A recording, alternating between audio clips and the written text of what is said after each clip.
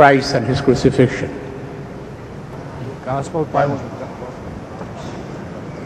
The Gospel of Barnabas came at much later date. It was not written during the biblical period, and therefore had no occasion to be included in the Bible. In fact, the Gospel of Barnabas is contrary also to the Quran. Thank you. Next question for Sheikh Ahmed. Assalamu alaikum. Brother Ahmed Didat, did you have any writings about specifically the crucifixion of Jesus, son of Mary, bless him? Did you have any writings about him, and where can we find such a thing, such a book or such a writing? Yes, I have written a book entitled Crucifixion or Crucifixion. Sounds the same. In English it sounds crucifixion or crucifixion. It sounds the same. But in writing, the first crucifixion is F-I-X-I-O-N, means to fix a person on the cross and kill. And the second crucifixion is F-I-C-T-I-O-N, fiction, fairy tale. So that is the title of the book.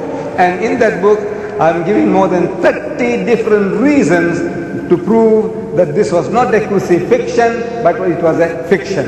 As the Quran says, إِلَّا اتِّبَاعَ الظَّنِّ. We'll take a question up from the sister. My question is addressed to the bishop.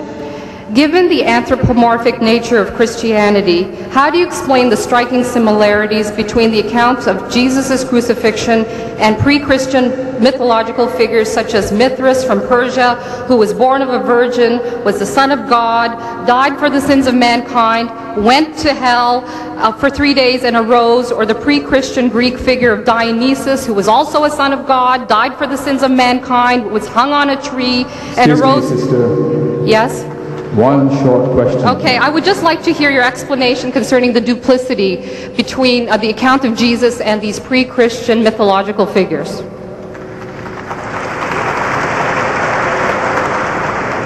You raised an interesting question, and of course that would apply equally to the Quran, because we're applying a similar figure. They were both born of a virgin in both records. Why would there be those records? Because within the prophetic records of the Holy Scriptures, accepted by the Jewish faith, Christ was forecast to be born of a virgin 700 years before his birth. Prior to that, within the Psalms, and we're not exactly knowing how many hundreds of years before that, there is still another reference. And you go back further, and even in Deuteronomy, the book of Moses, you have another reference to a coming Christ or Messiah. So that would, if they wanted to, many things have been borrowed from others. So I think it's a borrowing. Thank you. We'll take a question from the aisle up front. The topic you choose, both of you, comparing Islam with Christian, raised three questions on my mind. First, if any of you win actually in this discussion, what kind of problem in Muslim and a Christian society will be solved?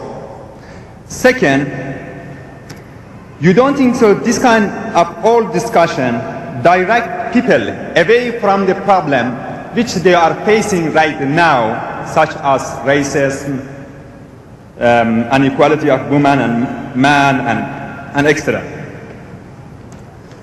And the third is... One question, please. They are one question, please. Thank you. Okay.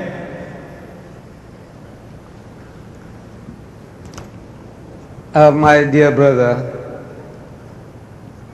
I don't know whether you're talking as a Muslim or as a Christian. Are you a Muslim or a Christian? Or are you neither? What are you? I don't say it's very important to know me. I'm Muslim or Christian. You see, because you are neither fish nor fowl. You're not a fish and you're not a fowl. And you're asking a question. Why don't you identify yourself whether you are a Christian? Then I can tell you, this is the foundation of Christianity. Next, we'll have a question from you. And if you're a Muslim, I said, this is what the Quran says. You are supposed to go and tell people, وَمَا قَتَلُوهُ وَمَا صَلَبُوهُ, that they didn't kill him and they didn't crucify him. either way. So, you are neither fish nor fowl. I don't think you deserve an answer. Okay. Go ahead. Would it be all right if I read that passage? No, you have to make your question. Okay. The question is, in chapter 21:1 in the book of Genesis, it says, "And the Lord visited Sarah, and the Lord did unto Sarah, and Sarah conceived as the Lord has promised." So why don't the Christians also believe that Isaac was son of God? Perhaps I can explain that by my own example. My father was 63 when I was born, and I was not expected.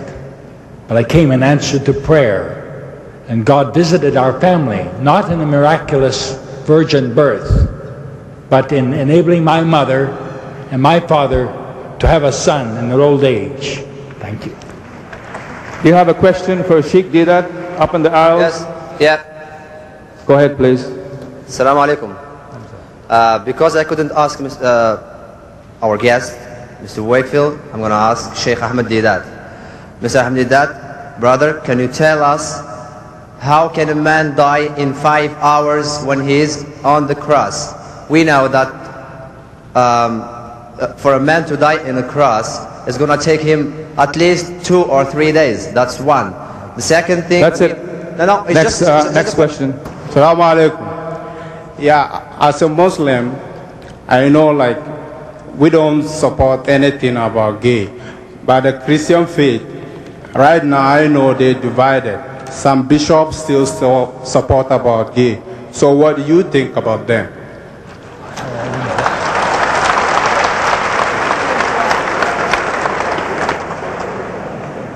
Now, would you pardon me by not say, I didn't quite get your... I have a bad accent too, so I'm not reflecting on you, understand? Yeah. What I mean is, right now in this society, the Christianity, they divided, and there are some bishops supporting the gay society. Personally, you, what do you think about them, the bishop and the gay society? All right, I'll speak very frankly on that. The Bible, the Word of God, is very specific against the gay society.